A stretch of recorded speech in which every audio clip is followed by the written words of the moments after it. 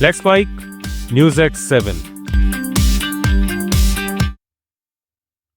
लोकसभा में विपक्ष के नेता राहुल गांधी ने पश्चिम एशिया में जारी संघर्ष को लेकर सरकार से संसद में चर्चा की मांग की है। उन्होंने कहा कि मिडिल ईस्ट में जो हालात बन रहे हैं उसका भारत की अर्थव्यवस्था पर बड़ा असर पड़ सकता है। इस संकट से देश को कितने पैसे का नुकसान होगा और इसका असर तेल की कीमतों से लेकर आम लोगों की जेब तक पड़ेगा। जब इतना बड़ा वैश्विक संकट सामने है तो इस पर संसद में चर्चा करने में क्या दिक्कत है। संसद परिसर में मीडिया से बातचीत में राहुल गांधी ने कहा कि ये जनता से जुड़ा अहम मुद्दा है, इसलिए विपक्ष चाहता है कि पहले वेस्ट एशिया के हालात पर चर्चा हो, उसके बाद सदन में दूसरे मुद्दों पर बात की जाए। वेस्ट एशिया का जो मामला है, क्या वो जरूरी नहीं है क्या? फ्यूल प्राइस, इकोनॉमिक डेविस्टेशन, ये जरूरी नहीं है क्या? तो ये जनता की इश्यू है, इसको हम जरूरी मानते हैं, इस पर हम डिस्कशन चाहते हैं। उसके बाद स्पीकर पे जो मोशन है, ठीक है, उसको डिस्कस करेंगे, कोई प्रॉब्लम नहीं है। बट वो डिस्कशन करना नहीं चाहते हैं क्योंकि उसमें दूसरी बातें निकलेंगी, उसमें प्राइम मिनिस्टर की पोजीशन निकलेगी।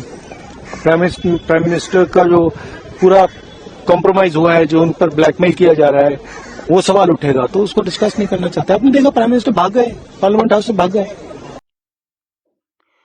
आपको बता दें कि इजराइल और अमेरिका के हमलों में मारे गए अयातुल्ला अली खामेनेई के बेटे मोज्तबा खामेनेई को ईरान का नया सुप्रीम लीडर बना दिया गया है।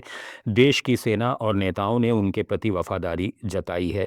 तेहरान में इजराइल ने तेल भंडारण सुविधाओं और लॉजिस्टिक साइट्स पर हमले किए, जिनमें 4 लोग मारे गए और पूरे शहर में जहरीला धुआं फैल गया। कुल मिलाकर ईरान में अब तक 1300 से ज़्यादा लोग मारे जा चुके हैं और हज़ारों घायल हैं। ईरान ने जवाबी कार्रवाई में इजराइल पर मिसाइलें दागीं। तेल अवीव, हाइफा और दिमोना समेत कई शहरों में सायरन बजे और 13 इजरायली मारे गए। 1900 से ज़्यादा घायल हैं। साथ ही ईरान ने बहरीन के चित्रा द्वीप पर ड्रोन हमला किया, जिसमें 32 लोग घायल हुए। सऊदी अरब में 2 मौतें हुईं और कुवैत में 6 लोग मारे गए। दोनों तरफ से आरोप प्रत्यारोप जारी हैं। इजराइल कह रहा है कि वो ईरान की सैन्य ताकत ख़त्म कर रहा है, जबकि ईरान इसे बिना वजह का हमला बता रहा है और मुंहतोड़ जवाब देने का दावा कर रहा है। राज्यसभा में आम आदमी पार्टी के सांसद संजय सिंह ने दिल्ली विधानसभा चुनाव रद्द कर दोबारा कराने की मांग उठाई है।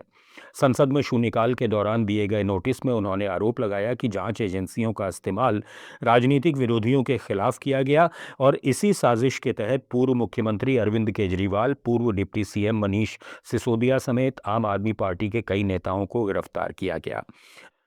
निचली अदालत ने 27 फरवरी को केजरीवाल और सिसोदिया सहित 23 आरोपियों को आरोप मुक्त करते हुए जांच एजेंसियों के मामले को कमजोर और आधारहीन बताया था, जिससे राजनीतिक साजिश की आशंका और गहरी हो जाती है। हालांकि मामले में नया मोड़ तब आया जब दिल्ली उच्च न्यायालय ने सीबीआई की याचिका पर सुनवाई करते हुए निचली अदालत की एजेंसी पर की गई टिप्पणियों पर रोक लगा दी और सभी आरोपियों को नोटिस जारी कर जवाब मांगा है। प्रधानमंत्री नरेंद्र मोदी ने सबका साथ सबका विकास, लोगों की आकांक्षाओं को पूरा करना विषय पर बजट पश्चात वेबिनार को संबोधित करते हुए कहा कि भारत आज प्रिवेंटिव और होलिस्टिक हेल्थ के बड़े विजन पर काम कर रहा है। पिछले कुछ वर्षों में देश का हेल्थ इंफ्रास्ट्रक्चर तेज़ी से मजबूत हुआ है और सैकड़ों ज़िलों में नए मेडिकल कॉलेज खोले गए हैं। आयुष्मान भारत योजना के तहत आरोग्य मंदिरों के माध्यम से स्वास्थ्य सेवाओं की पहुंच गांव-गांव तक बढ़ाई जा रही है, जिससे आम लोगों को बेहतर और सुलभ इलाज मिल सके। न्यूज़ एट 7 में फिलहाल इतना ही। जुड़े रहिए लेट्स माइक के साथ। आप सुन रहे थे let's mic more than radio. Follow कीजिए हमें हमारे सोशल मीडिया प्लेटफॉर्म्स पर। It's time for news. It's time for more than radio. Presenting the first radio news app, Let's Mic. Let's Mic, a news-based app on your phone where you get to watch and listen news, talk shows, interviews, radio show podcasts.